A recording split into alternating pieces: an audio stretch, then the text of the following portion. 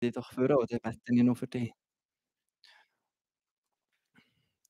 Ja, Vater im Himmel, ich danke dir einfach so, dass du den Roger ausgestattet hast mit mit Weisheit, mit so einfach irgendwo dem Sinn auch für das, was er tut und macht, Herr. Und ich danke dir auch für die Organisation Freedom in Christ.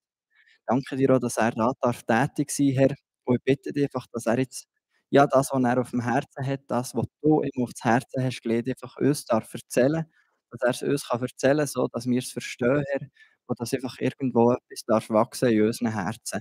Ja, ich danke dir einfach so dafür, dass du mit ihm bist, dass du ihn ausrüstest und segnest. Amen. Ganz lieben Dank, Simon, und guten Abend miteinander. Jetzt ist es schon das dritte Mal, dass wir zusammen sind. He? Und es sind offensichtlich noch nicht leid, oder sind einfach freundlich und denken, der arme Kerl, wenn der keinen Zuhörer hätte, dann wäre es langweilig. Was auch stimmen würde. Der David ist wirklich wahrhaftig eine sehr interessante Persönlichkeit. Er hat ein unglaublich blumiges Leben gehabt. Kein einfaches. Er ist als Jüngste, je nachdem, wie man es jetzt sehen will, aber er hat eine spezielle Position gehabt. Er ist König geworden. Der David, der ein unglaublich viel, ich sage, ein sprudelnder Mensch war. Sachen gemacht hat, die irrsinnig sind, wie eben beim Abimelech und andere Sachen auch. Der Brutpreis zum Beispiel, oder? Was hat er 10-mal mehr gebracht, als er hätte sollen? Einfach aus Übermut oder Irrsinn oder was auch immer. Der David, die Person, die Ehebruch begangen hat. Und das ist die Geschichte von David, seinem Leben, die mich am meisten beeindruckt, wie er sich nachher vor Gott hat klein machen konnte, wo er dann mal eingesehen hat, dass er wirklich etwas gemacht hat. Er hat so lange vertuscht und hat so gut können als König, oder? Wir haben nicht so die Macht und Stellung, die er hat, aber er hat sie ausgenützt, um seine Sünden zu vertuschen. Und es hat Gott selber gebraucht, in Form von einem Nathan, wo ihm den Finger wirklich ins Gesicht gehabt hat, gesagt, und du bist die Person. Und wo es keinen Ausweg mehr gegeben hat er sich klein gemacht. Und hat ganz genau gewusst, weil er Gott eben gut kennt hat, dass es nicht hoffnungslos ist, auf Gott zu hoffen. Und so hat er das durchgezogen, hat nichts gegessen und hat gewusst, Gott ist gut. Und er hat auf die Güte gehofft, obwohl er einen absoluten Fehler gemacht hat. Aber er hat so stark auf die Güte von Gott gehofft, dass er seinem Sohn das Leben würde sparen würde. Weil das war ja die Ankündigung, dass der Salomo, dass der, Name weiss ich gar nicht mehr, dass der Sohn, der aus dieser Beziehung entstanden ist, dass der wird sterben. Sogar seine Leute rundherum haben Angst gehabt, was passiert, wenn der Sohn stirbt, nimmt der David sich das Leben. Und dann passiert etwas ganz Verrücktes. Der Sohn ist gestorben, das Urteil ist eingetroffen. Was macht er? Er wäscht sich, er isst und geht zu seiner Frau. Und daraus ist der Salomo entstanden. Das ist doch birrenweich, oder? Menschlich ist das birrenweich, aber geistlich ist das genau das richtige Verhalten. Hoffen, solange man hofft, weil Gott ist gnädig und gütig. Er hätte Sodom bewahrt, wenn es 10 aufrichtige Leute gehabt hätte. Ein Christ hofft bis ans Ende. Das hat der David gemacht. Aber nachher, wenn das Urteil gesprochen ist, hat er es akzeptiert, weil Gott ist gerecht. Aber weil er gerecht ist, hat er eben essen, hat sich waschen und weitergehen. Weil wir auch gerecht sind in Christus, auch wenn wir einen Kabis machen. Vieles von dem heute Abend hat mit unserer Vergangenheit zu tun. Wir sind ja nicht einfach als Christen geboren. Das heisst, wir haben eine Vorgeschichte, ohne dass wir Christus kennt haben. Die mag struber oder weniger strub sein, das ist egal. Aber die Vergangenheit ist immer noch ein Teil von unserem Leben. Genauso wie auch in dem Teil da, wenn wir da in Gottes Gegenwart sind, in Christus innen sind, bringen wir etwas Menschliches mit. Der natürliche Mensch. Wir bringen ein Stückchen Welt mit euch. Unsere Eigenarten, unsere Schwächen, unser Unvermögen, all das bringen wir da mit euch. Und Gott hat keinen Stress damit. Solange er herrschen darf über diesen Bereich, ist das für Gott kein Problem und du hast Platz da drin. Und im Wesentlichen geht es heute Abend darum. Und darum habe ich auch einen komischen Untertitel gegeben. Erlösung annehmen, nicht verdienen. Uns fällt das irgendwie einfach schwer und das hat auch ein bisschen mit unserer Kultur zu tun. Da bin ich felsenfest davon überzeugt, wir Schweizer nehmen nicht gerne Sachen an. Wir würden es gerne krampfen. Und bei uns ist es eher so, seliger ist geben als nehmen, oder? Wir meinen es zumindest so. Aber wenn wir zum Glauben kommen, dann gilt nicht unsere Gesetzmäßigkeit, dann gilt seine Gesetzmäßigkeit. Und wenn Gottes Plan der ist, dass es nur einen Austausch gibt und nicht eine Verbesserung, dann kannst du nur die Lösung annehmen von Gott. Etwas anderes kannst du gar nicht. Du musst deine eigenen Sachen fallen lassen. Das ist so stief in uns drin, das Verdienen, wir müssen etwas leisten. Bei Gott ist das überhaupt nicht so. Weil es nicht funktionieren würde. Du kannst es nur annehmen. Und darum auch das Leben ist in der Niederlage, das geistliche Leben ist in der Niederlage. Im Kapitulieren von meinen eigenen Möglichkeiten. Und die Freude ist im Loslassen.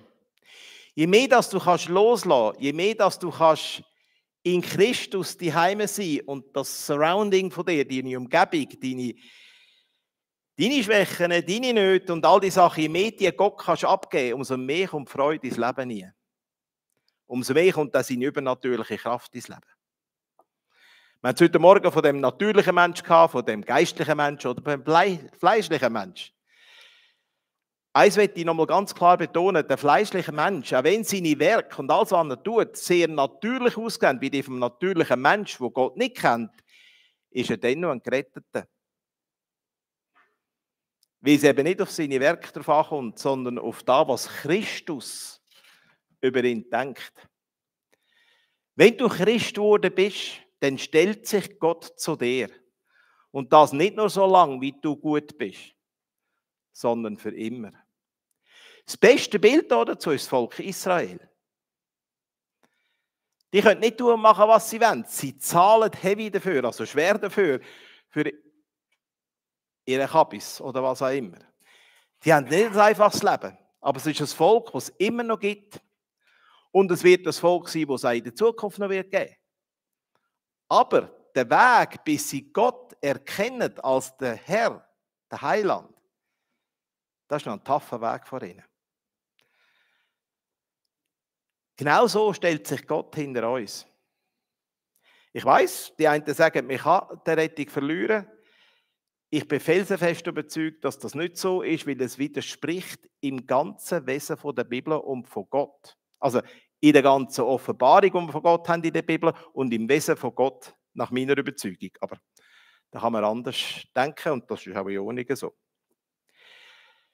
Aber davon gehe ich aus. Und davon auch vor allem, wenn ich rede oder was wir davon überzeugt sind, auch von Freedom in Christ her, das ist unsere Haltung da drin. Ich werde euch heute eine Geschichte vorlesen, die aus diesem Buch innen ist.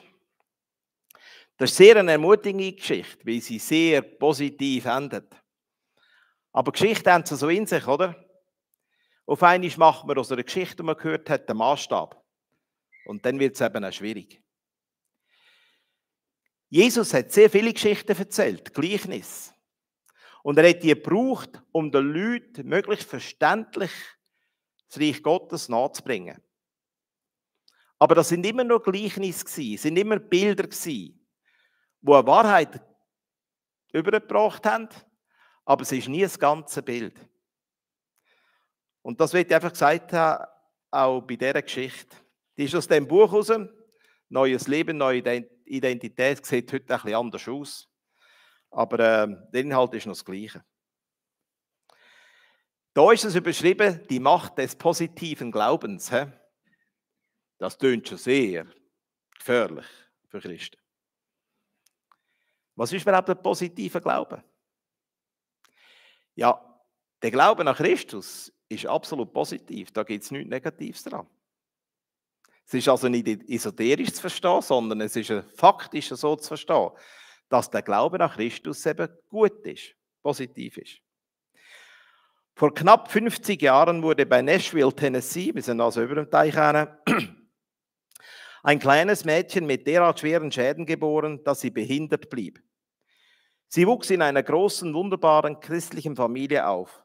Doch während ihre Geschwister vergnügt draußen herumtollten, war sie an ihre Gehstützen gefesselt. Ihre Eltern brachten sie regelmäßig zur Krankengymnastik nach Nashville, doch das Mädchen hatte kaum Hoffnung. Werde ich jemals wie andere Kinder laufen können? Fragte sie ihre Eltern. Und jetzt kommt eine Aussage von den Eltern, die sie in sich hat.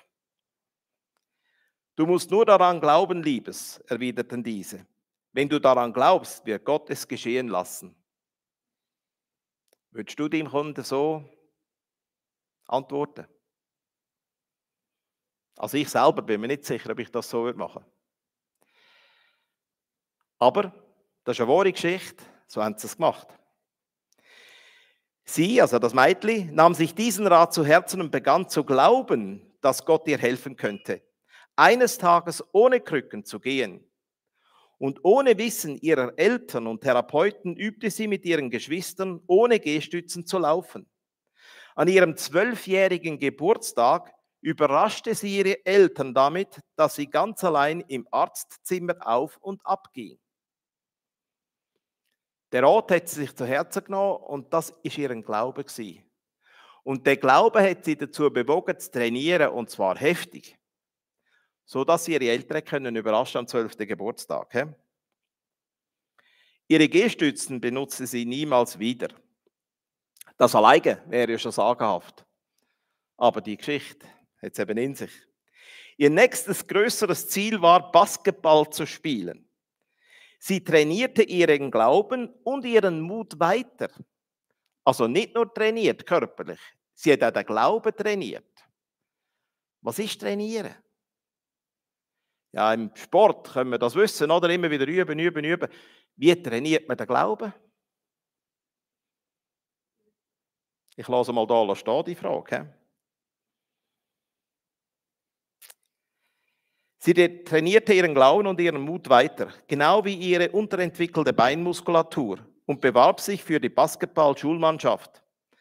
Der Trainer nahm ihre ältere Schwester in das Team, aber dem couragierten Mädchen wurde gesagt, es spiele nicht gut genug. Da erklärte ihr Vater, ein weiser, liebevoller Mann, dem Trainer: Meine Töchter gehen immer zu zweit. Wenn sie die eine wollen, dann müssen sie die andere auch nehmen. Das finde ich hingegen wieder super cool. Ungern nahm der Trainer daraufhin das Mädchen auch in sein Team auf. Man gab ihr ein altes Trikot und erlaubte ihr, mit den anderen Spielern zu trainieren. Fast ein bisschen wie der David, oder? Der hat auch nicht in den Krieg dürfen, der musste bei den Schafen bleiben. Eines Tages sagte sie zu ihrem Trainer: Das Mädchen jetzt, wenn Sie jeden Tag zusätzlich 10 Minuten mit mir trainieren, kriegen Sie eine Weltklasse-Spielerin. Da sieht man den Glauben von dem Mädchen. Die hätte sich das etwas kosten lassen. Wenn du dermaßen ein Ziel verfolgst mit Gott, was wäre Gott für einen Vater, wenn er nicht hören würde? Nicht um damit zu sagen, er muss. Aber Gott ist Liebe und Gott ist gut. Ob er die Bitte nun erfüllt oder nicht, ist eine andere Sache. Der Trainer, er lachte, merkte aber, dass sie es ernst meinte. Mit halbem Herzen sagte er zu, ihr und ihrer besten Freundin ein Aufbautraining gegen 2 Jungen zu geben. Nicht lange darauf machte sich ihre Entschlossenheit bezahlt. Sie bewies enormes athletisches Talent und gehörte bald zu den besten Spielerinnen der Schule. Zusammen mit ihrer Mannschaft nahm sie an der nationalen Basketballmeisterschaft teil. Einer der Spielrichter bemerkte während des Turniers ihre außergewöhnliche Begabung und fragte nach, ob sie jemals an Wettläufen teilgenommen hätte. Wohlverstanden, die ist an Krücken gelaufen. Sie verneinte. Der Schiedsrichter, der auch Trainer eines besonders erfolgreichen Leichtathletikvereins war, meinte, sie solle es mal mit Laufen versuchen. Also fing sie nach der Basketballsaison mit Leichtathletik an. Zunehmend gewann sie die Wettkämpfe und platzierte sich ganz vorn bei den amerikanischen Leichtathletikmeisterschaften. Mit 16 Jahren, das sind 4 Jahre später jetzt, war sie eine der besten Läuferinnen des Landes. Sie nahm dann an den Olympischen Spielen in Australien teil und gewann bei der 400-Meter-Staffel eine Bronzemedaille mit ihrer Mannschaft. Geschichte aber noch nicht fertig. Mit diesem Erfolg gab sie sich aber noch nicht zufrieden, sondern war nach weiterem Training bei den Olympischen Spielen 1960 in Rom wieder dabei. Das ist schon fast zu viel Ehrgeiz für die vielen Leute. Aber wenn du mal einen Erfolg hast im Glauben, kann dich das zum Ehe antreiben. Haben wollen, was man hat. Was sie sich errungen hat, das hat sie wollen und hat sich gefreut. Und ich bin überzeugt, ihr Antrieb war wirklich die Freude an diesen Erfolgen, die sie auch haben durften. Dort gewann Wilma Rudolph den Sprint über 100 Meter sowie über 200 Meter und führte ihre 400-Meter-Staffel zum Sieg. Und das alles in Weltbestzeit. Sie krönte jenes Jahr mit dem Erhalt des begehrten Sullivan-Preises für die herausragendste Amateursportlerin Amerikas. Wilma Rudolphs Glaube und harte Arbeit zahlten sich aus. So heißt das Mädchen. Oder die ältere Frau heute, Wilma Rudolph, die ist etwa in meinem Alter. Wenn Sie solche ermutigenden Lebensberichte wie die von Wilma Rudolph hören, fragen Sie sich dann auch manchmal, ob wirklich der Glaube der entscheidende Faktor zur Bewältigung scheinbar unüberwindbarer Schwierigkeiten ist? Gilt solch ein Glaube auch für mich? Das ist wirklich die Frage, die im Raum steht. Das ist eine Geschichte. Aber die Geschichte hat eine ganz klare Aussage. Der Glaube von dem Mädchen hat sie trainieren lassen und das Beste gegeben. Und Gott hat das gesegnet. Ich lese noch einen kleinen Abschnitt weiter aus dem Buch. Sie müssten allmählich soweit erkannt haben, dass die Antwort darauf Ja heißt. Glauben gehört einfach zum Christsein. Im Hebräerbrief klingt das so: Ohne Glauben ist es unmöglich, Gott zu gefallen, denn wer zu Gott kommen will, der muss glauben, dass er ist und dass er denen, die ihn suchen, ihren Lohn gibt. Aus Hebräer 11, Kapitel 6. Wer Gottes Wesen, seinen Zusagen und seinem Handeln vertraut, hat damit den Schlüssel zu Gottes Reich in der Hand. Außerdem ist der Glaube das Kernstück unseres Alltagslebens als Christ. Paulus schreibt: Wie ihr nun den Herrn Jesus Christus angenommen habt, so lebt auch in ihm. So wie wir ihn angenommen haben, sollen wir darin leben. Ja, wie haben wir Gott angenommen? Bei den meisten Leuten war das eine unglaubliche freudige Akt, den ich kenne. Bei den meisten Leuten. Selbst bei denen, die aus äußerster Verzweiflung Ja gesagt haben zu Gott. Also so wie wir ihn angenommen haben, sollen wir darin leben. Wie haben Sie Christus angenommen? Durch den Glauben. Wie wollen wir nun in ihm leben? Durch den Glauben. Und dieses Leben durch den Glauben vollzieht sich im Alltag. Ein erfolgreiches tägliches Wachstum im Glauben hängt vom geisterfüllten Wandel ab. Das wäre jetzt eben der Wandel, wo wir hier verankert haben, mit unserem Geist, wo erleuchtet worden ist durch Gottes Geist. Gott befiehlt uns nicht, was wir machen müssen. Aber Gottes Geist, den wir heute im Römer gehört haben, gibt unserem Geist Zeugnis über ihn, sodass wir aus freien Stück das machen wollen, was Gott hier haben in unserem Leben. Eine enorme Geschichte von dieser Wilma Rudolph. Wieso erzähle ich euch diese Geschichte? Vielleicht gibt es in deiner Vergangenheit Sachen, wo du sagst, das ist zu schwer. Das geht nicht. Nie im Leben. Und Gott verändert unsere Vergangenheit nicht. Kein Stückchen davon. So gern man das vielleicht auch hätte. Aber durch seine Gnade können du und ich von unserer Vergangenheit frei sein. Was heisst das? So, dass wir nicht mehr gebunden sein an all das Schlechte, das wir erlebt haben, oder vielleicht auch all das Schlechte, was wir gemacht haben. Wir können frei sein davon, damit wir uns voll und ganz in Christus entfalten können. Oh, wie einfach wäre das, wenn wir einfach sagen können, wir haben einen Reset-Knopf irgendwo da oben, oder? Ihr könnt den drücken und dann ist piep, piep, piep, piep und dann fängt es von neuem an. Das ist nicht so. Es ist nicht Gottes Plan. Gottes Plan ist, dass du im Glauben lernst, ihm zu vertrauen und im Glauben mit ihm wandelst. Durch all die Schwierigkeiten durch, ob sie in der Vergangenheit sind oder auch in der Gegenwart. Unsere Emotionen sind im Wesentlichen ein Produkt von unseren Gedanken. Ich bin nicht ein grossartiger Kerl gewesen. Mich hat mir immer klar wissen lassen, dass ich ein Stück Dreck bin. Und wenn man einem das lang genug sagt, dann sieht man sich auch als ein Stück Dreck. Und wenn man das glaubt, dann verhaltet man sich auch wie Dreck. Das ist ein altes Prinzip, das einfach auch stimmt. Das Ganze hat aber seinen Ursprung in unserem Denken drin. Nicht, weil der Körper irgendwie beschädigt wäre, aber weil unsere Seele einen Schaden genommen hat, unser innerstes Wesen keine Hoffnung mehr hat, keinen Haltepunkt mehr hat, wird das, was andere Leute über einen sagen, nachher zur Wahrheit für einen. Ja, die haben ja recht, ich kann ja wirklich nichts.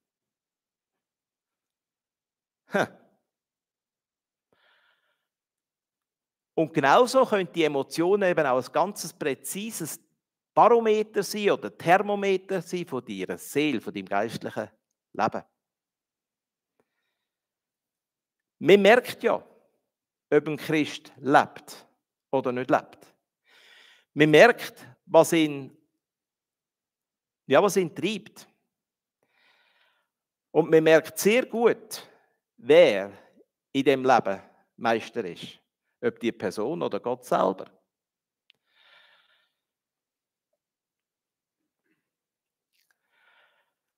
So wie du fühlst, das kannst du zuerst gar nicht beeinflussen. Das ist nicht möglich. Wenn du den mit dem Hammer so dermaßen auf den Daumen haust, oder, dann das Mindeste, was rauskommt, ist auch. Und vielleicht auch noch andere Sachen. Aber was will das heißen? Das ist so ein Reflex. Aber letztlich, das, was du glaubst, das ist nicht ein Reflex. Das, was du glaubst, ist etwas, was du fixierst in deinem Leben. Ich bin oft Leuten entgegengekommen, die mir gesagt haben, sie könnten nicht glauben. Da habe ich oft gesagt, das ist ja Blödsinn, das glaube ich nicht.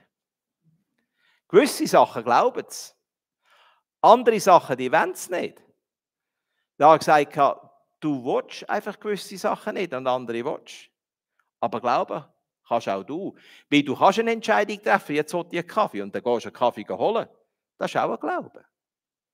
Aber zu sagen, ich kann nicht an Gott glauben, ist letztlich einfach zeugt von einem Konflikt, den du hast mit Gott. Aus irgendwelchen Gründen willst du nicht und sein Angebot nicht. Unser Gehirn zum Beispiel, das kontrolliert unser ganzes Nervensystem. Ein Teil von dem Nervensystem, und das ist für mich viel zu kompliziert, hat aber eine Verbindung mit deinem Willen. Das heisst, gewisse Sachen, die kannst du willentlich steuern. Ich steuere, was ich sage. Ich habe mir heute Gedanken gemacht darüber, was ich heute Abend sagen will. Nicht immer kommt es genau so raus, wie ich mir das vorgestellt habe, aber im Wesentlichen habe ich Kontrolle darüber. Weitgehend. Aber es gibt andere Sachen in unserem Leben, in unserem Nervensystem, die haben ein eigenes Steuersystem, und zwar ein autonomes. Stell dir mal vor, du müsstest daran denken, dass dein Herz nicht aufhört zu schlagen in der Nacht. Wir kämen dann nicht zur Ruhe, oder? Wenn du dafür verantwortlich wärst, dass das genau richtig schlägt, das wäre eine Katastrophe. Also es gibt autonome Mechanismen in unserem Wesen inne, da haben wir keine Kontrolle drüber. Und zum Glück auch so. Du hast auch keine direkte Kontrolle über deine Drüsen und das ganze, ich sage mal, gesundheitsbedingte Sachen. Zu einem gewissen Teil. Haben wir Kontrollen über unsere Emotionen, unsere Gefühle? Schwieriger Punkt, hä? Ich glaube, wir würden mal jetzt sagen, jein. Wo wird denn das Ganze überhaupt, ich muss nicht zumachen, ich löhle. Wo wird überhaupt das ganze Zeug mit Glauben gesteuert? Hätte ich es mit Kompi ausgeschaltet? Nicht? Ah, jetzt ist es gegangen. Jetzt ist er wieder erwacht. Jetzt hat er sich wieder gefunden da.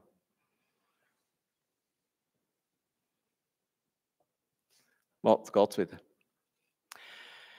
Gefühle sind für die Seele, was der Schmerz für den Körper ist. Eben, wenn du auf den Daumen haust, ist das ein ganz klares Signal, da stimmt etwas nicht, da ist etwas passiert. Und dem schenkst du augenblicklich Aufmerksamkeit. Du nimmst ihn in die Hand, du gehst unter das Wasser, wenn du ihn verbrannt hast oder auch wenn du draufgehauen hast, oder du schaust, ist sonst etwas kaputt an dem Hagel. Aber jedes Mal, wenn du ihn bewegen, tut er weh, oder? Und genauso ist das auch mit dem Gefühl.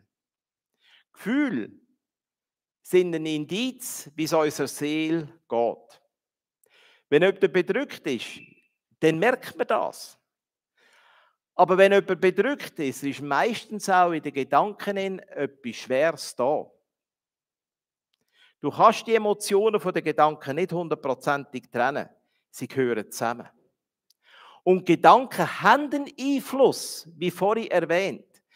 Wenn du gelehrt worden bist, dass du Dreck bist und du das dann auch glaubst, fühlst du dich auch dementsprechend schlecht. Wenn dir aber die ganze Zeit gesagt wird, du bist toll, fährst du das auch an von glauben und fühlst dich auch entsprechend gut, bis vielleicht eine andere Realität dich mal einholt. Aber so wie du über dich denkst, so hat das noch auch einen Einfluss bis hin zu deiner emotionalen Welt. Meine Erfahrung ist, ob selber oder auch mit anderen, wir Christen hier in der Schweiz oder in nüchternen Europa-Teil, also in den deutschsprachigen oder in den nördlichen Ländern, da ist man ein bisschen gefühlsarm. Oder man hat ein bisschen Angst vor Gefühl. Und ich meine, es ist so nicht die Überschwänglichkeit von Gefühl, sondern einfach zu seinen Gefühlen auch zu stehen. Oder so etwas. Gott ist nicht ein Gott, der kein Gefühl kennt. Freude ist ein ganz grosses Gefühl. Und ohne Freude würde ein Mensch letztlich auch völlig dahinsiechen. Ein Kind, das keine Zärtlichkeit spürt, das nicht in den Arm genommen wird, wo man nicht, wie sagt man dem, schöselt oder lieb hat, das verkümmert mit der Zeit. Irgendwie haben wir ein Problem damit, unser Gefühl auf freien Lauf zu lassen, weil wir irgendwie denken, das ist ein Zeichen von der Schwäche oder aus irgendwelchen Gründen, das dürfen wir einfach nicht. Und so ist unsere vielleicht vorherrschende oder unsere erste Natur oder Wesen ist immer, das Gefühl ein bisschen zurückzuhalten, sie auch nicht zu zeigen. Ich weiss nicht, wir haben ja gerade einen Todesfall in der Familie. Der Sabine, ihre Mutter, ist gerade am Samstag gestorben und wir haben am Donnerstag die Beerdigung von ihr. Wir haben immer Mühe im Umgang mit Leuten, die jemanden verloren haben, oder? Und man sagt immer, wir dürfen darüber nicht reden. Oder wir sollten nicht reden. Kann ja wahr sein. Aber wieso eigentlich? Wieso können wir über die schwierigen Sachen im Leben nicht einfach miteinander reden? Wieso können wir nicht Anteil nehmen an der Trauer oder am Stress, den jemand hat? Wieso können wir nicht Anteil nehmen an Christen, die leiden, egal warum? Und ganz ehrlich, heute Morgen haben wir gehört, wir wollen ja gar nicht sündigen, aber manchmal tun wir einfach. Aber unsere erste Reaktion ist sehr oft nachher ein Urteil und nicht das Empfinden für die Person, wie sie versagt hat. Und da sehen wir eben, wie man mit unseren Gefühlen auch umgeht. Und so gibt es ganz viele Narben in der Seele von einem Menschen, in seiner Welt, wenn du so willst. Und jeder hat so Narben. Es gibt keine narbenlosen Menschen, wenn du so willst, nicht einen. Heute Abend habe ich ein Problem. Nein, doch keins. Das ist ein Satz, der ist genial, aber er ist kompliziert. Wenn das, was du glaubst, nicht der Wahrheit entspricht, wird auch das, was du fühlst, nicht der Wahrheit entsprechen. Also, wenn ich glaube, ich bin als Gotteskind nichts wert, dann empfinde ich das so. Aber dann empfinde ich auch Gott nicht als ein guter Vater. Mit anderen Worten, ich habe heute Morgen schon mal gesagt, manchmal fühlt sich die Wahrheit als falsch an. Fühlt sich so an, oder? Weil wir einfach gelernt haben, ja, so darf ich nicht denken. Ich muss doch bedrückt sein, wenn ich gesündigt habe. Ich muss doch niedergeschlagen sein und das muss doch irgendwo auch gezeigt werden. Was denken denn die anderen, wenn ich einen Kabis gemacht habe und einfach so weitermache, wie wenn nichts gewesen wäre? Und das ist doch etwas, was uns wirklich widerspricht. Aber heute Morgen haben wir zumindest gehört oder auch gelernt und auch beim David gesehen heute, das Gegenteil ist das christliche Verhalten. Seht ihr, wie wir mit unseren Emotionen, mit unserem Gefühl eigentlich geistliches Leben verhindern? Und das ist falsch. Aber jetzt habe ich euch wahrscheinlich überfordert. Ja, und dabei wir auch gerade. Vielleicht haben wir ja ein bisschen einen Wackelkontakt, das kann ja auch sein. Da haben wir es wieder. He? Also wenn das, was du glaubst, nicht der Wahrheit entspricht, wird auch das, was du wahrnimmst, was du fühlst, in deinem Innersten innen, nicht wahr sein. Es wird genauso eine Lüge sein. Wenn Gott über dich sagt, du bist geliebt, aber du empfindest dich nicht als geliebt, empfindest dich nicht als geliebt, was haben wir denn für ein Problem? Ja, dann ist Gott für dich eben nicht Gott. Dann bist nämlich du selber noch Gott. Dann hast du noch nicht ganz losgelassen von dir. Dann hast du die Wahrheit noch nicht einfach angenommen. Wie haben wir ganz am Anfang jetzt vorhin so gesagt, so spitz, ja, wenn es dann klappt hat. Da, komm, jetzt ist es gegangen. Erlösung annehmen, nicht verdienen.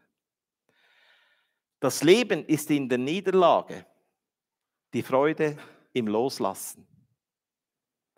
Und das fällt uns einfach wahnsinnig schwer. Aber ich glaube, jetzt ist es klar, der Widerspruch, die Diskrepanz, der Zwiespalt, von dem wir heute Morgen geredet haben, der ist da. Aber der ist da, um besiegt zu werden. Und zwar durch den Glauben. Wir müssen in dem Sinn werden wie die Wilma Rudolph oder die Wilma Rudolph. Wir müssen glauben können, dass Gott grösser ist als alles Versagen von mir, als alles Schlimme, was mir passiert ist. Und Gott kann es. Aber wenn du das noch nie erlebt hast, ist das nicht, weil Gott dich nicht gern hat oder Gott nicht gross genug wäre. Vielleicht hast du es einfach noch nie zutraut, dass er das in deinem Leben machen darf. Aber es geht nicht, ohne dass du zuerst aufgibst. Es geht nicht anders.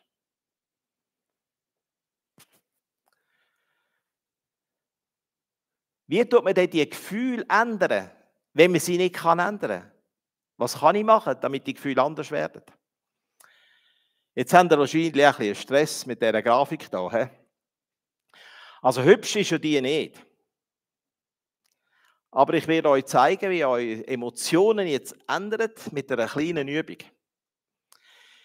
Auch wenn ihr sie nicht gerne habt, jetzt schaut einfach mal so eine halbe Minute in die 3 oder die 4 Punkte, die vertikalen Punkte. Stiert die einfach einmal an, wie verrückt. Eine halbe Minute. Immer darauf konzentrieren, auf die 4 Punkte.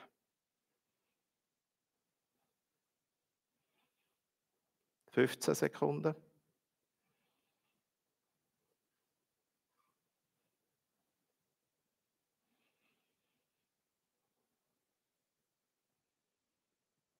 Noch 5. So, jetzt schaut ihr hier an die weiße Wand. Schaut einfach an die weiße Wand an. Was seht ihr? Sieht jemand etwas? Hä? Ein was? Ein Mann. Und was wäre das für ein Mann? Jesus, hä? Hat das jemand nicht gesehen? Hat es bei jemandem nicht geklappt? Probiert es einfach noch einmal. Ihr müsst wirklich auf die 4 Punkte schauen. Nur auf die 4 Punkte schauen. Es klappt nicht immer das erste Mal. Dünnt euch nicht ablenken, schaut nur die an und probiert nicht darüber nachzudenken, was für ein Blödsinn, dass wir jetzt hier gerade machen. Und nachher schaut irgendwo an einer Fläche hin, ob es da vorne ist, da hinten, aber schaut nachher einfach einen Punkt an der Wand an. Und dann wird aus dieser Fratze das, was in diesem Bild überhaupt schon da ist. Nämlich ein Mann, wie Jesus etwa dargestellt wird, mit langen Haaren. Ein freundliches Gesicht hat.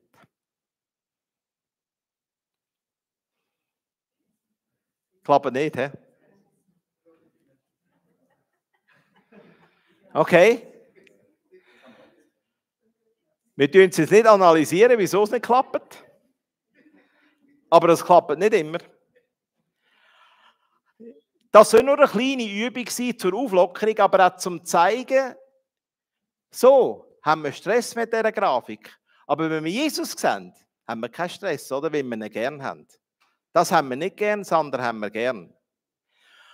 Aber nicht immer ist da, wo wir gerade zuerst sehen, die absolute Realität. Manchmal müssen wir länger hinschauen und müssen es vielleicht auch ein bisschen ergründen, um zu sehen, was wahr ist. Wir sehen bei den Menschen nicht immer, was wirklich wahr ist. Wir sehen nur eine Fassade.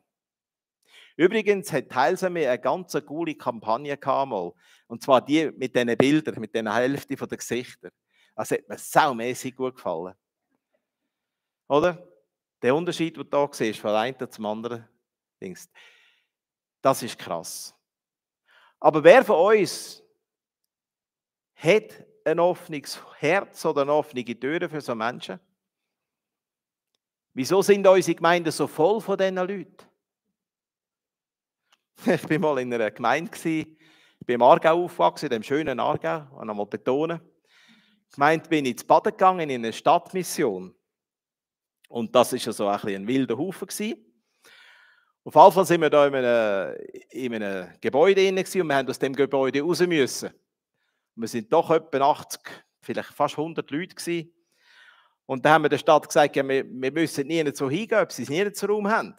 Ja, es hat nichts gegeben und all die Sachen. Und der Termin ist nachher, dann haben wir gesagt, ja, ob wir in die Unterführung dürften. Das Bad hat so eine ganz grosse Unterführung unter einer grossen Hauptstrasse durch.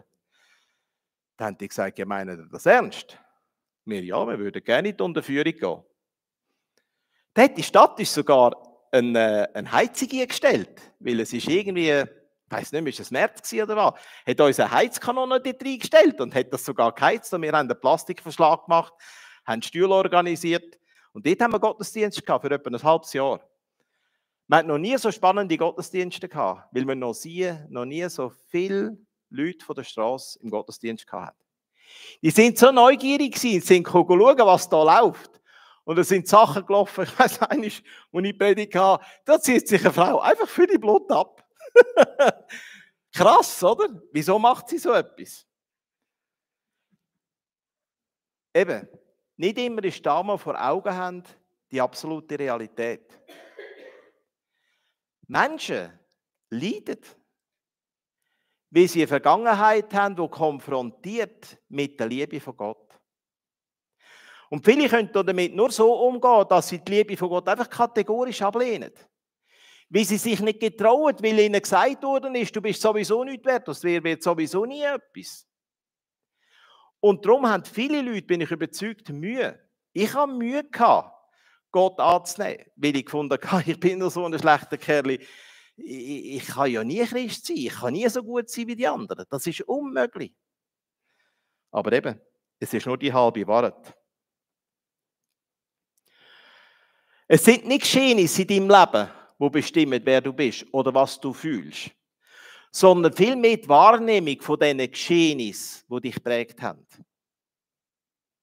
Also nicht das, was passiert ist, sondern wie du wahrgenommen hast, prägt dein Denken, deine Überzeugung da oben.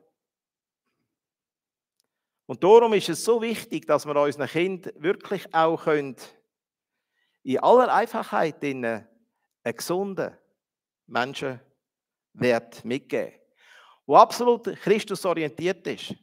Und man ihnen nur sagen, Gott hätte ich gern über alles hinweg. Ich bin da nicht sehr gut da drin als Vater. Durch die Arbeit von FIC habe ich aber viel lernen. Mein ältester Sohn, der Ruben, der hat, wie alle anderen auch, der war gezwungen von uns, er hätte in den Kampfunterricht müssen. Man hat gesagt, wenn der Kampfunterricht vorbei ist, dann bist du frei, dann musst du nicht mehr gehen. Und er hat oft gemault und gemacht, und das war meistens ein Stress, dass er in den Kampfunterricht gegangen ist oder in den biblischen Unterricht. Als er 16 war, das steht so vor uns ein, von Sabine und mich, sagt so, Mami und Papi, ich weiß, dass ich das Kind Gottes bin, aber ich will dem Jesus nicht mehr nachfolgen. Okay. Wäre das, ich sage jetzt mal 5 Jahre vorher gewesen, ich glaube, ich hätte ihn zurechtgewiesen. Aber zum Glück kann ich etwas lernen in der Zwischenzeit. Dann konnte ich sagen, okay Ruben, das Recht hast du, das ist deine freie Entscheidung. Aber ich möchte dir einfach etwas mit auf den Weg geben. Du hast gesagt, du bist das Kind Gottes. Und wenn das der Fall ist, und ich weiß, das ist so, weil ich habe dich erlebt, wie du Jesus angenommen hast in deinem Herzen, einfacher wird es nicht für dich. Wenn du ein Kind Gottes bist, dann steht Gott zu dir und er wird nicht von dir loslassen. Und das wird dich etwas kosten, wenn du dem jetzt nachfolgen willst. Über die Jahre hinweg haben wir immer wieder mal am Tisch und so kurze Diskussionen gehabt. Und der Ruben hat ein Problem gehabt. Er hat einfach keine guten Freunde gefunden. Er hat gesagt, zum Saufen und so sind sie gut. Aber mit denen mal einfach zu plaudern und mal austauschen über das Leben, das geht nicht. Ich habe im Ruben dann etwas mal gesagt, Ruben, das, was du suchst, das findest du nur im Glauben. Ja, aber die Christen, sage ich, ja, die Christen, die kannst du vergessen. Du musst auch nicht auf Christen schauen, du musst auf Christus schauen. Aber nicht auf Christen. An den Christen hast du immer etwas zu nörgeln. Wie du an mir und der Mami jetzt zu nörgeln hast. An dir kann man auch nörgeln. Und irgendwann scheint er das begriffen zu haben. Hätte ich hier anders reagiert, oder Sabine, vielleicht hätten wir etwas kaputt gemacht. Das ist eben möglich. Weil das, was du wahrnimmst, das, was in dir passiert, das, was dann ist, das prägt dich. Und das geht tief ein. Und ich bin überzeugt, und da freue ich mich noch heute darüber, dass wir so reagieren können. Wir haben ihm Wertschätzung gegenübergebracht. Wir haben nicht gesagt, jetzt bist du verloren. Wir haben für ihn geglaubt. Und haben ihn damit ermutigt und gestärkt.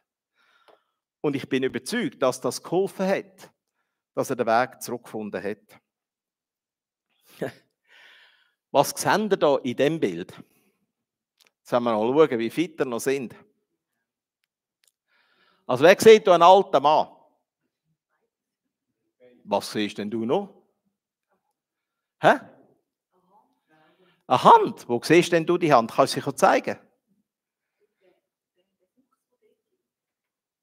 Der Fuchs? Ich sehe keinen Fuchs. Nein. Du meinst das da? Aha.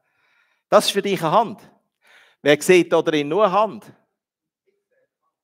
Ah, du siehst Katze, jetzt wird es aber ganz spannend. Eine junge Frau. Ah, er sieht eine junge Frau. Ah, sogar Maria, ein Kind. Hä? Wieso ist das Maria? Ah. Genau, man sieht zum einen einen alten Mann mit einem Stecken, aber man sieht wirklich auch eine junge Frau mit einem Büschel Heu oben drauf und einen alten Mann nebenzu. Ich habe jetzt keinen Stecken, da ist ein bisschen blöd. Wer mag beides sehen in diesem Bild? Hä? Das ist offensichtlich wie die Fratze vorher. Eben, man sieht den Kopf, oder? Man sieht den Mann hier, der alte Mann, ist gleichzeitig die Nase, der Ellbogen dort. He? Und die Frau, das wäre wie das Ohr dort vom Mann. Nicht ein Hörgerät, aber ein Ohr. Und dann sieht man nachher auch den Rock von ihr, das ist wie eine Schulter, wie sagt man dem Ding? Wie? Epaulette. Da willst du mir jemanden veräppeln. Ich habe das Wort noch nie gehört.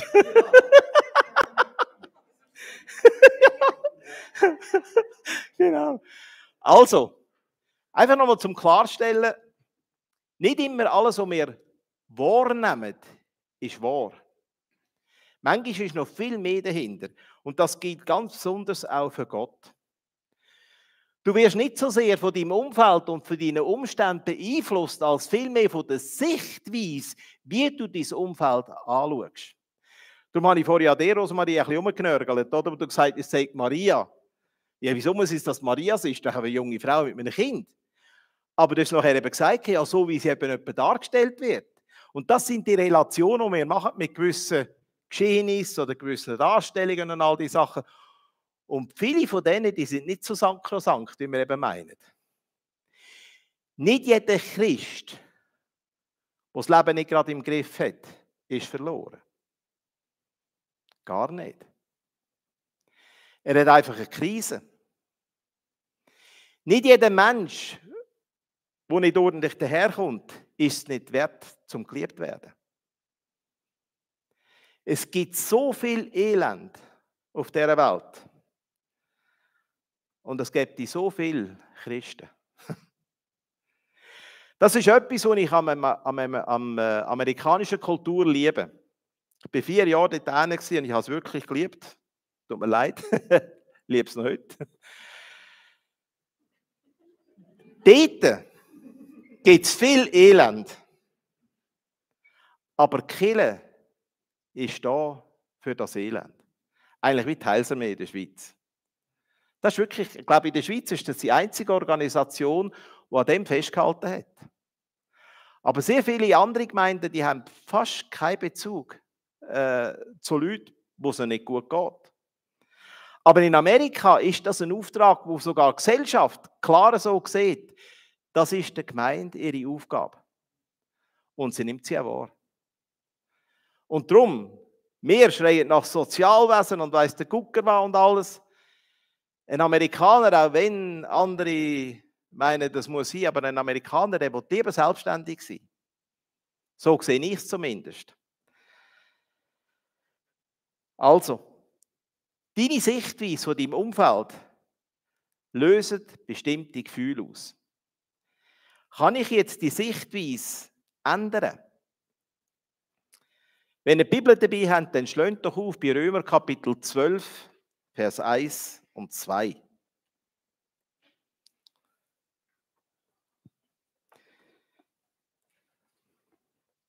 Brüder und Schwestern, heißt es da bei mir, bei der Barmherzigkeit Gottes bitte ich euch. Bei der Barmherzigkeit Gottes bitte ich euch. Und jetzt kommt Bitte. Stellt euer ganzes Leben Gott zur Verfügung. Also nicht nur ein Teil, das ganze Leben. Es soll wie ein lebendiges und heiliges Opfer sein, das ihm gefällt. Das Leben, das du Gott zur Verfügung stellst, soll sein wie ein heiliges und lebendiges Opfer. Wer von euch hat schon mal gesehen, wie Tiere geopfert werden? Ich war mal in Indien, in Kalkutta, bei der Mutter Teresa. Genau nebenzu gibt es den Kali-Tempel. Und dort habe ich das erlebt. Es hat gestunken, fürchterlich. Es war fürchterlich, das anzuschauen. Es ist eine richtige Sauerei. Und wenn ihr im Alten Testament lesen, wie viele Tiere da haben müssen geopfert werden und all die Sachen, das war also richtige Arbeit zum einen und keine schöne Arbeit. Es soll ein lebendiges und heiliges Opfer sein. Jetzt mal die Wörter zusammennehmen. Ein lebendiges Opfer, das ist ja irgendwie, oder? Das geht nicht zusammen. Das beißt einander. Du sollst leben, aber ständig opfern. Leben, opfern. Aber genau das ist Abhängigkeit von Gott. Also er bittet uns, wir sollen uns das ganze Leben Gott so zur Verfügung stellen, als ein lebendiges und heiliges Opfer, das ihm gefällt. Er beschreibt ja noch was für das Opfer. Es geht nicht nur um irgendjemandem oder so, sondern Gott muss es gefallen. Das wäre euch die vernünftige Art, Gott zu dienen. Oder das ist ein vernünftiger Gottesdienst, heisst es in gewissen Übersetzungen. Ein bisschen ganz anders als ein taktender Ablauf in einer Predigt, oder? Da ist ein Gottesdienst etwas ganz anderes. Und jetzt Vers 2. Und passt euch nicht dieser Zeit an.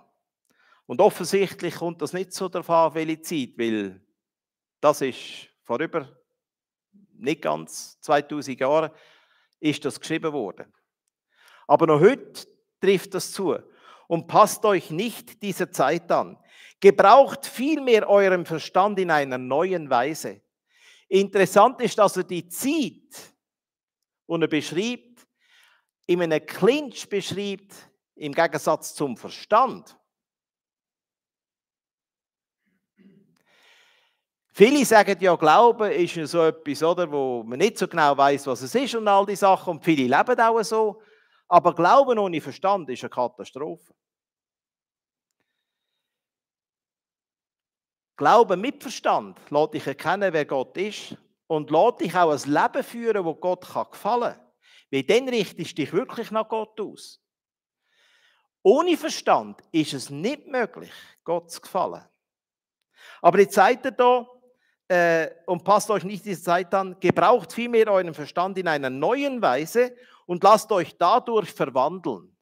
Mit dem Verstand. Es gibt Übersetzungen, die reden da vom Geist. Wie tue ich denn mein Denken ändern? Indem ich ein neues Denken anlerne. Und das ist genau in Christus. Du kannst nicht mit weltlichem Denken Gott begreifen. Das geht nicht. Wir sind wieder dort, wo du sterben musst. Und zwar eben auch zu deiner Vernunft. Weil jeder Schweizer sagt, wenn du nicht schaffst, hast du kein Geld. Wenn du nicht schaffst, kannst du auch nicht leben. Aber das ist bei Gott nicht so.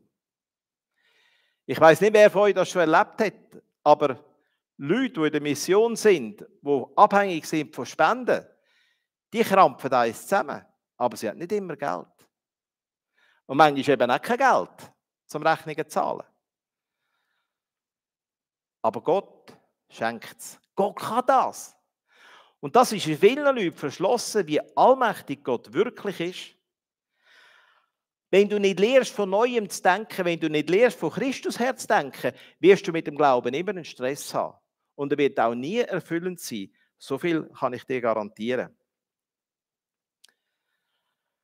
Lebensqualität erreichst du nicht durch Gefühl, sondern durch zielgerichtetes Denken wachsen gute Gefühle.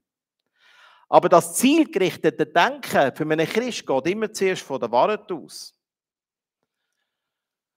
Und aus der Wahrheit kommt der Glaube, aus dem Glauben das Verhalten und aus dem Verhalten das Gefühl. Das wäre der göttliche Weg.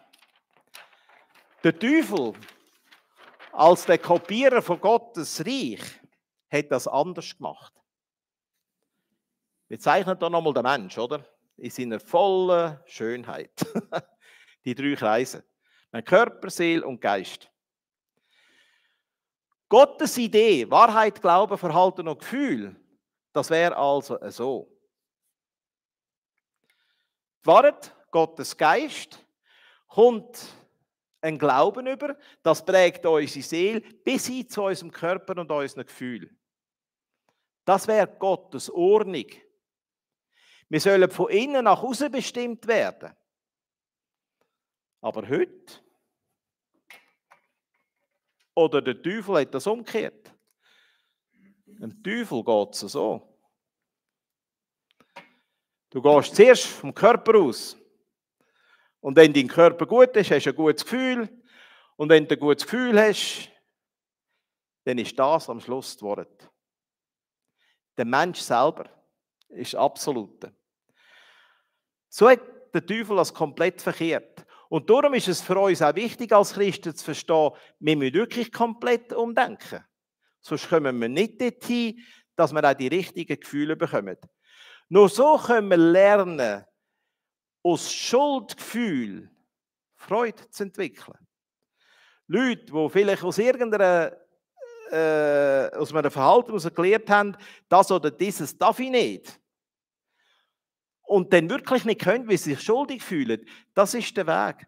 Lehrt die Wahrheit zu verstehen und lehrt der Wahrheit mehr zu glauben als dem, wo du gelehrt worden bist. Und dann entsprechend auch dein Verhalten und dann werden auch die Gefühle anders werden. Gemäß Römer Kapitel 12, 1 und 2. Wenn Gefühle alleine der Maßstab sind für unseren Glauben, macht die das angreifbar. Wie ist das mit Zorn? Die Bibel hat nicht grundsätzlich ein Problem mit Zorn. Es heißt aber, wenn ihr zornig seid, dann versündigt euch nicht. Aber Zorn als solches, legt euren Zorn ab, bevor die Sonne untergeht. Es ist lustig, mit was er jetzt das in Zusammenhang bringt. Gebt dem Teufel keinen Raum in eurem Leben.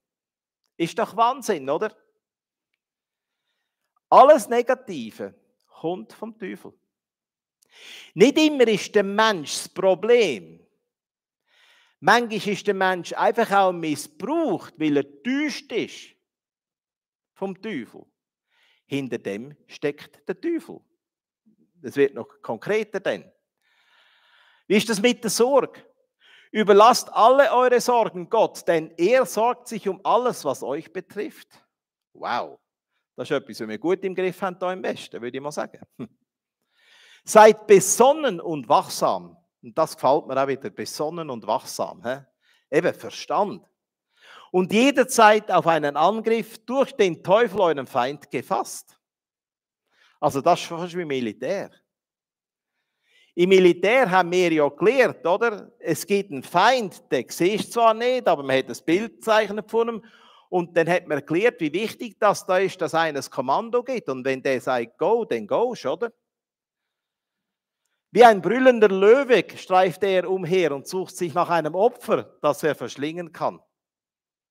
Das ist nicht nur ein Kinderbüchlein da, sondern das berichtet über eine geistliche Realität, die unglaublich wahr ist, auch da drin. Wie manchmal kannst du in einem Gottesdienst oder in einer Predigt, wo du so schlossest oder so etwas, auf einmal völlig wirre Gedanken haben. Und meinst du, woher kommt die? Die kommen nicht aus dir raus. Der Teufel ist der Ursprung von solchen Gedanken. Wenn man eben die falschen Gefühle hat, weil man die falschen Sachen gelost hat, gibt es 2 negative Beispiele im Umgang mit solchen Gefühlen. Das eine ist das Zudecken, so Gefühle, oder? Unterdrücken von den Gefühlen. Das ist ungesund und das ist unehrlich. Und wenn du das so gelernt hast, wirst du auch mit den anderen, wenn du in Beziehung mit jemand anderem, wirst du nicht dort auf einmal anders handeln können. Aber das ist das Problem, weil es ungesund ist. Keine aufrichtige Beziehung kann dadurch entstehen. Und eben, es ist nicht ehrlich. Der David, ich weiss nicht, ob ihr schon mal Psalmen so euch aufgefallen sind, wie Wie grausam die Psalmen manchmal sind. Vom David. Metzle sie nieder, lass sie nicht gedeihen und weiss der Gucker, was er da sagt. Es hat eine Zeit gegeben in meinem Leben, da habe ich das gebraucht. Ich bin so enttäuscht worden. Ich bin so verletzt worden. Der Frust hat irgendwo raus müssen. Und in diesen Psalmen habe ich einen Weg gefunden, zu Gott zu schreien und zu sagen, ich fühle mich so dermaßen hintergangen. So viel Unrecht, das mir passiert ist. Gott gegenüber habe ich das alles loslassen. So dass ich den Menschen gegenüber frei sein und sie gleich respektieren als Mitmenschen. Explodieren, das wäre jetzt so vielleicht mehr meine Art. Ich kann unglaublich explodieren. Ja, das ist unangenehm für andere und es ist ungesund. Weil manchmal sagt man da Sachen, die willst du gar nicht sagen, bei gesundem Menschenverstand. Aber darum sind es auch zwei negative Beispiele, wie negative Gefühle dich beeinflussen und was sie bewirken können. Und eben darum ist es wichtig, dass wir lernen, mit diesen Gefühlen so umzugehen, dass wir damit Gott verherrlichen. Und das gute Beispiel dazu wäre einfach ehrlich sein. Ehrlich sein, jetzt musst du nicht mit mir schwätzen, es kommt nicht gut, lass mich einfach in Ruhe. Oder zu sagen, nein, ich will jetzt nicht. Oder was auch immer. Ehrlich sein ist immer wohltuend für dich selber, aber letztlich auch für die anderen. Auch wenn es die anderen nicht verstehen, aber wenn sie wüssten, was könnte passieren, die wüssten nicht, von was sie bewahrt bleiben. Oder man macht ja Gott immer verantwortlich für all das Schlechte, was da auf dieser Welt passiert. Aber ganz ehrlich, wir wissen gar nicht, von was wir alles bewahrt bleiben.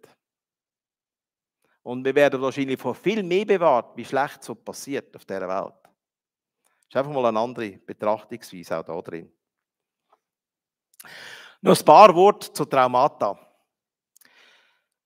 Was ist ein Trauma? Als psychisches, seelisches oder mentales Trauma wird in der Psychologie analog zum Trauma in der Medizin eine seelische Verletzung bezeichnet. Eine seelische Verletzung, die mit einer starken psychischen Erschütterung einhergeht und durch sehr verschiedene Erlebnisse hervorgerufen werden.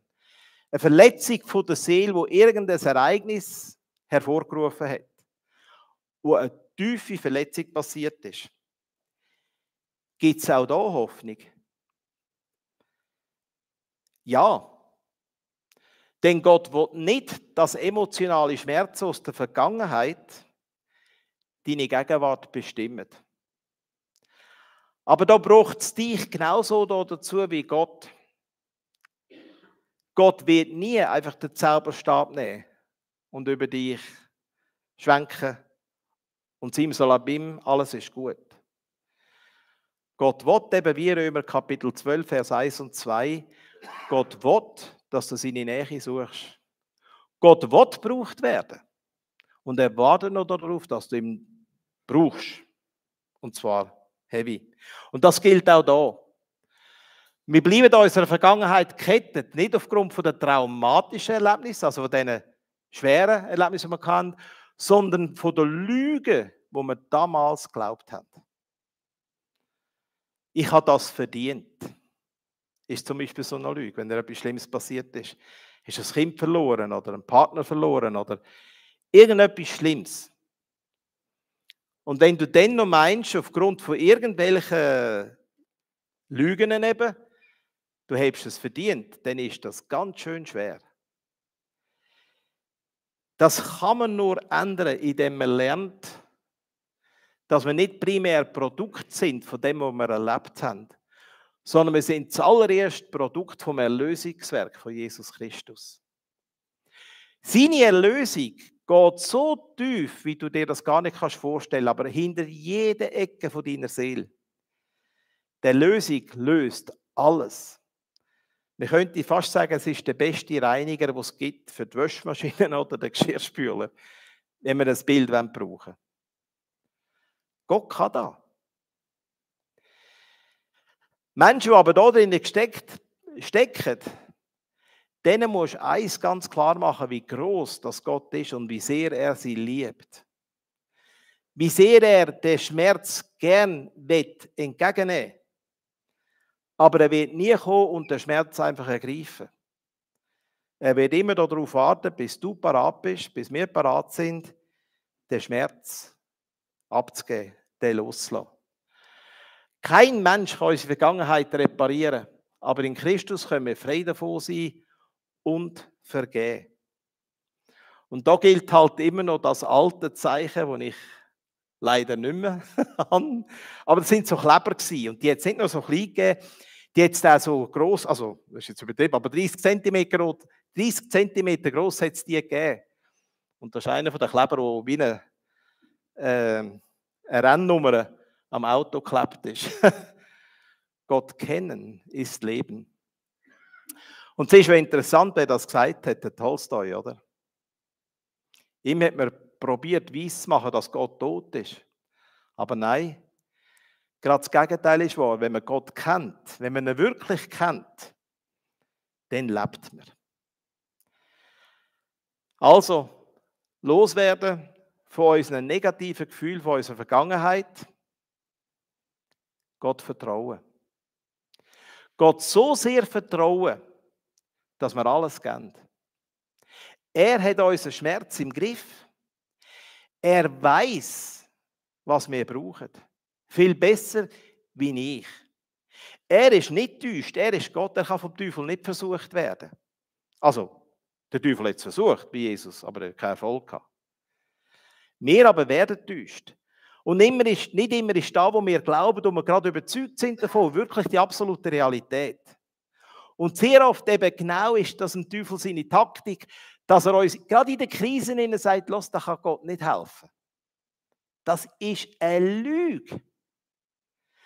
Und wenn wir über die Lüge mal hinwegkommen und anfangen zu vertrauen, dann wird Gott zeigen, wer er ist. Aber es braucht unseren Moment, es braucht unsere Entscheidung, es braucht unseren Willen, es braucht unseren Verstand, um Gottes Wort mehr zu glauben als der Lüge, wo sich vielleicht in unserem Denken befindet oder wo wir vielleicht gelernt haben dort oder in der Vergangenheit. Ich hoffe damit, einfach euch aufmerksam zu machen zu der Realität. Wir sind in einem geistlichen Kampf. Und nicht alles, wo ihr davon überzeugt sind, es muss so sein, ist bei Gott so. Gott ist viel grösser, wie wir sind. Und Gott hat alle Macht der Welt. Und wenn er das sagt, dann ist das einfach wahr. Fang das an glauben. Wieder dein Glauben. Wenn du Mühe hast damit. Und wie macht man das? Eine Hilfe kann sein das Lesezeichen. Also effektiv, wir haben schon Leute geraten, liest das einfach jedes Mal am Morgen beim Aufstehen, bevor wir ins Bett gehen. Und schau, was es mit dir macht. Und tatsächlich, wenn du das lang genug liest, wenn du darüber nachdenkst und den Verstand brauchst und das kombinierst mit dem Wort Gottes, wirst du merken, dass es wahr ist. Und dann, säuferlich aber sicher, kannst du es anfangen glauben. Und wenn du dann anfängst zu glauben, dann verändern sich Sachen. Vielleicht einmal eines so krass wie bei der Wilma Rudolph. Das wäre ja fantastisch. Aber Gott ist weitaus grösser, als das wir verstehen. Ich bete noch zum Schluss. Ja, Herr, ich danke dir von ganzem Herzen, dass du bist, wer du bist. Ich danke dir, Herr, dass du nicht enttäuschen kannst. Wir werden oft enttäuscht von unseren Vorstellungen über dich und von Meinungen über dich. Aber wenn man dich kennt und wenn man dich lieben gelernt hat, dir Vertrauen gelernt hat, Herr, dann geht es wohl nicht immer so, wie man sich gerade erhofft. Aber du bist immer da und trägst uns. Ich danke dir von ganzem Herzen dafür und werde dir jetzt einfach an jeden und jede anbefehlen, Herr, wo da einfach gerade deine Nähe und deine Gegenwart braucht. Du bist ein gütiger Gott, ein liebender Gott und du bist allmächtig. Lob und Preis sei dir dafür. Amen. Darf ich noch 3 Minuten nehmen? Ich weiss, ich habe schon überzogen. Ich habe ein paar Bücher mitgenommen dort hinten. Zu dem Zeitpunkt im Kurs wäre es jetzt so, dass wir durch den Schritt zur Freiheit in Christus würden gehen. Das ist ein Prozess, ein seelsorglicher Prozess, wo wir einfach durch so eine, wie einen MFK gehen, einen geistlichen MFK. He? MFK zeichnet sich dadurch aus, da haben sie eine Liste, da wird checken, ob es nötig ist oder nicht, das wird checken. Und durch das werden manchmal Sachen kommen zum Vorschein, die man vielleicht von uns, von Augen so gar nicht sieht. Die Schritte zur Freiheit in Christus ist ein Büchlein dort hinten, das kostet 5 Franken. Das ist so ein Prozess, der dich durch 7 Bereiche vom Leben führt und dir lauter Fragen stellt. Und im Antworten auf diese Fragen wirst du erkennen, wo vielleicht Schwierigkeiten sind, deine Konflikte sind in deinem Glauben. Und das hätte schon manchem helfen können, die Konflikte auch zu bereinigen und nachher so frei zu werden von Sachen, die vielleicht das Denken geprägt haben. Dann ist ein zweites kleines Büchlein dort, da geht es um Festungen zerstören. Gewohnheiten, die sind schwer zu durchbrechen, aber auch da ist es möglich, die zu durchbrechen. Das Büchlein Festungen zerstören ist eine kleine Anleitung, die etwa 6 Wochen geht, wo ihr lernen könnt, eine Festung zu erkennen, eine Festung vor Gott zu bringen und nachher, wie soll ich jetzt sagen, Berndeutsch oder Oberländisch, durchzustieren. Mit Gottes Kraft eine Gewohnheit zu durchbrechen. Das ist möglich. Dann hat es noch so 7 Büchlein. Vor Jahren hat man mir gesagt, ich sollte schreiben. Aber ich bin kein Schreiberling. Und da haben wir einen Deal gemacht. Ich habe Themen geliefert. Und zwar sind das so 7 Büchlein im Moment, wo es darum geht, dass in mir, Christus in mir, mit verschiedensten Bereichen vom Leben, vom Schmerz, Angst, Versuchung und all die Sachen, wo wir probiert haben, auf ein Thema zu fokussieren und das Thema mal durch Geschichte zuerst einmal aufrollen, wie sieht das überhaupt aus, das Problem, und dann schauen wir das an, wie wird das Problem in der Welt angeschaut, wie wird das eingestuft, wie wird umgegangen damit. Und dann bringen wir eben die christliche Perspektive zu dieser Thematik mit ins Spiel und bringen viele biblische Figuren. Meistens ist es immer eine Figur im Vordergrund. Und am Schluss vom Büchlein, oder der Vorschluss, wenn du so willst, ist immer noch wieder die gleiche Geschichte von vorne wieder genommen, wie die Leute im Glauben das Problem können bewältigen. Und der Schluss von diesen Büchlein ist dann meistens so ein paar praktische Seiten, wo man Übungen machen kann, die einem helfen können. Die Bücher wären dort hinten, da könnt ihr euch anschauen, könnt ihr auch nehmen, die sind 15 Franken, wenn es an diesem Seminar ist. Also mein Name steht nur drauf, ich weiß eigentlich gar nicht wieso. Ich habe noch die Idee dazu geliefert und der Günther hat es geschrieben, ich habe geholfen korrigieren, aber ja, mein Name müsste gar nicht draufstehen. Aber gut sind sie. Also, das wäre genug der Werbung gewesen. Dann sehen wir uns am Morgen wieder. Ihr wisst um welche Zeit, he? 9:45. Gut. Willst du zum Schluss noch beten? Kann ich machen. Genau, also ihr müsst auch noch nicht gerade davor springen. Es hat noch Kuchen von gestern für die Botschaft von heute noch etwas zu verdauen.